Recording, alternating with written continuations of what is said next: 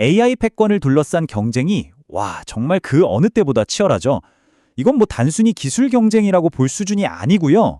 실리콘 칩을 가지고 싸우는 거대한 지정학적, 경제적 전쟁이라고 봐야 합니다. 그래서 오늘 이 시간에는 이 전쟁이 지금 어떻게 돌아가고 있는지 그 판도라 건 자세히 들여다볼까 합니다. 네, 역사상 가장 거대한 게임이다. 이 말이 정말 딱 맞는 것 같아요. 지금 벌어지고 있는 AI 경쟁은요, 그 규모나 전략적인 중요성이 정말 어마어마합니다.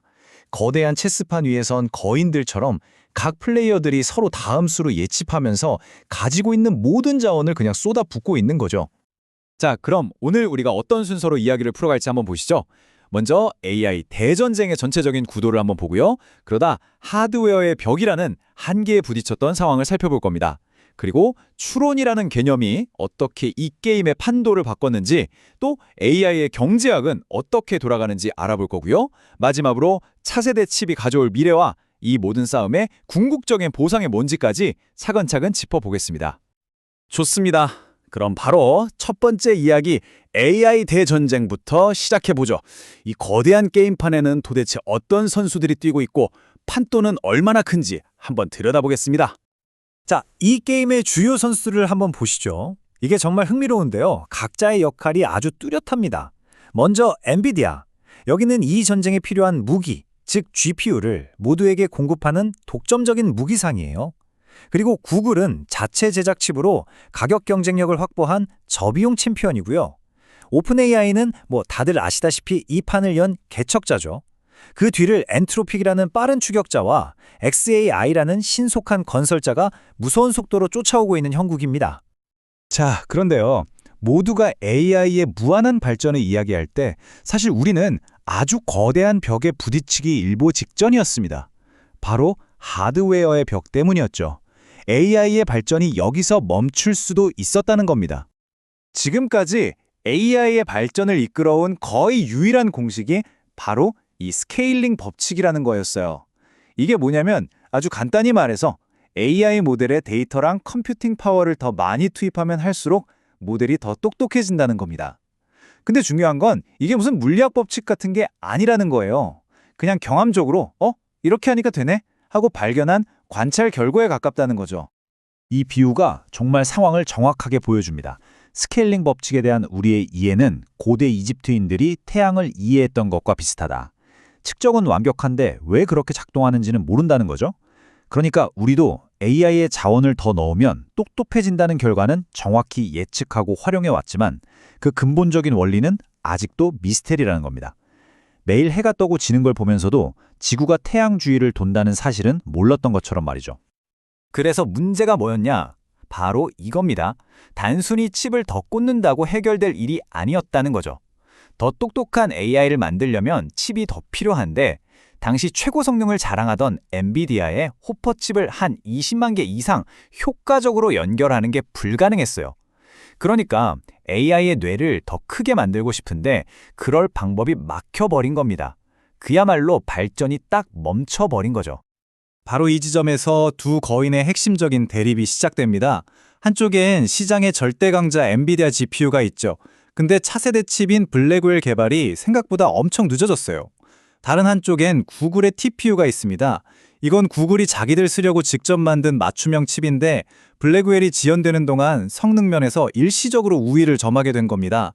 이 틈을 이용해서 구글이 저비용 전략을 펼칠 수 있었던 거고요. 이 둘의 경쟁이 바로 AI 전쟁의 중심축이었던 거죠. 자, 이렇게 모두가 하드웨어의 벽 앞에서 이제 끝인가? 하고 좌절하려던 바로 그 순간 정말 예상치 못한 곳에서 돌파구가 열립니다. 바로 추론이라는 게임의 판도를 완전히 바꿔버린 새로운 접근법이 등장한 거죠. 그럼 이런 질문이 당연히 나올 수밖에 없죠. 아니, 차세대 칩이 늦어졌다면서요. 그럼 AI 발전도 거기서 멈췄어야 하는 거 아닌가요? 근데 왜 AI는 계속 더 똑똑해질 수 있었을까요? 그 대답이 바로 여기에 있습니다. 이 차트를 한번 보세요. 정말 충격적입니다. 추론이라는 개념이 도입되기 전 4년 동안 AI 지능 지표가 고작 8% 올랐어요. 그런데 추론이 도입된 후에는 단 3개월 만에 95%까지 폭발적으로 성장합니다. 이건 하드웨어의 한계라는 벽을 그냥 소프트웨어적인 아이디어로 부숴버린 거나 마찬가지죠. 이 폭발적인 성장을 가능하게 한 게 바로 이 두 가지 새로운 스케일링 법칙입니다. 첫 번째는 검증된 보상을 통한 강화학습. 말이 좀 어려운데 쉽게 말해서 AI가 낸 답이 맞았는지 틀렸는지를 사람이 확인해주면서 가르치는 거예요. 훨씬 효율적이겠죠. 두 번째는 테스트 시간 컴퓨팅인데요. 이것도 간단해요. AI한테 어려운 문제를 풀 때 생각할 시간을 더 주는 겁니다. 이 두 가지 방법으로 하드웨어의 한계를 넘어선 거죠. 자, 지금까지는 기술 얘기를 좀 해봤는데요. 이제부터는 진짜 돈 얘기, 즉 AI의 경제학에 대해 이야기해볼 시간입니다. 이 게임은 단순히 코드로만 싸우는 게 아니거든요. 결국엔 비용으로 싸우는 아주 냉혹한 시장입니다. 바로 여기서 구글의 전략이 빛을 발합니다. 구글의 목표는 저비용 생산자가 되는 거였어요. 이게 기술업계에선 정말 이례적인 일인데 보통은 최고 성능을 내는 쪽이 이기잖아요. 근데 구글은 자기들이 가진 앞선 TPU 기술로 AI 연산의 기본 단위인 토큰을 다른 누구보다도 싸게 생산하는 전략을 택한 겁니다. 가장 저렴한 게 가장 강력한 무기가 된 거죠. 구글의 계획을 한마디로 요약하면 이렇습니다. AI 생태계의 경제적 산소를 빨아들인다. 이게 무슨 말이냐면 일부러 손해를 보면서 그러니까 마이너스 30% 마진으로 AI 서비스를 운영하는 거예요. 왜? 경쟁사들이 도저히 따라올 수 없는 가격으로 시장을 초토화시켜서 다른 회사들이 숨쉴 산소, 즉 경제적 이윤을 아예 없애버리겠다는 거죠. 정말 무서운 전략 아닙니까? 당시 칩들의 성능 차이를 군용기로 비유하면 이해가 아주 쉽습니다. 엔비디아의 호퍼는 그 시대 최고였던 P51 머스탱 전투기 같았어요. 근데 구글의 TPU는 그걸 훌쩍 뛰어넘는 한 세대 앞선 F4 팬텀이었던 거죠. 격차가 꽤 컸습니다. 하지만 곧 등장할 엔비디아의 블랙벨은 이건 현존 최강 스텔스기인 F-35에 비유할 수 있습니다. 완전히 차원이 다른 존재가 나타나는 거죠. 자, 그럼 그 F-35, 즉 엔비디아의 블랙웰이 등장하면 어떻게 될까요? 지금부터는 차세대 칩이 어떻게 이 게임의 판을 완전히 뒤집어 버리는지 한번 보겠습니다.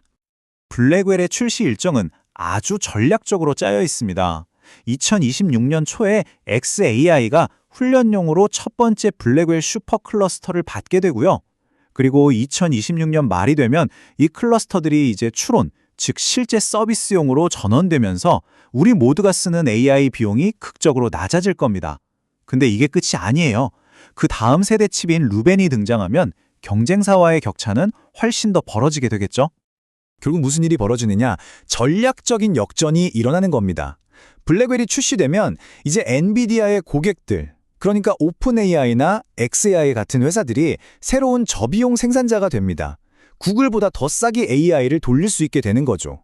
지금까지 구글을 지탱해온 가장 강력한 무기였던 저비용이라는 카드가 무력화되는 순간입니다. 구글은 모든 경제 전략을 처음부터 다시 짜야만 하는 상황에 처하게 됩니다. 자, 그럼 도대체 이들은 모두 무엇을 위해 이렇게까지 싸우는 걸까요? 이 기나긴 전쟁의 끝에서 기다리고 있는 궁극적인 보상은 과연 무엇일지 한번 생각해 보겠습니다. 이 치열한 경쟁이 우리에게 가져다줄 이득, 일종의 AI 배당금은 생각보다 가까이 있습니다.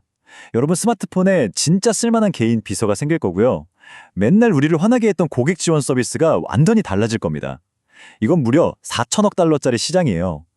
AI가 영업도 하고 설득도 하고 드디어 쓸만한 로봇들이 등장하기 시작할 겁니다. 제품 설계나 제조 과정이 더 빠르고 좋아지는 건 물론이고요.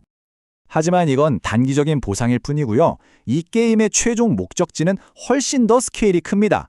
바로 우주 데이터 센터죠. 이게 무슨 황당한 소리냐 싶으시겠지만 한번 들어보세요. AI의 가장 큰 문제는 전력 소모와 발열인데 우주로 데이터 센터를 옮기면 어떨까요?